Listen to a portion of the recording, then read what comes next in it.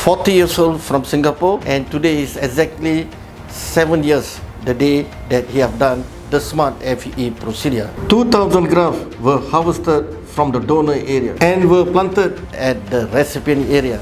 Let's have to look 7 years progress. Today we can see it's already 7 years and is undetectable. It looks like he has never done a hair transplant.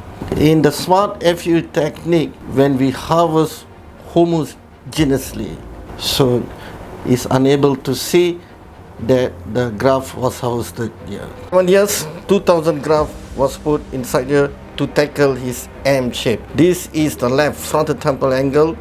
This is the forelock area. This is the right frontal temple angle. Light is unable to go through here.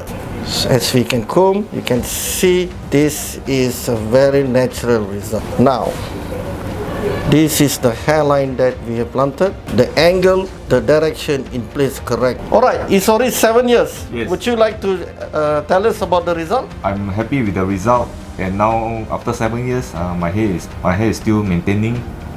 I'm overall happy with it. Procedure is done correctly, you will get the hair that is permanent. Now the hair 7 years still sustained. So patient is very happy with the progress.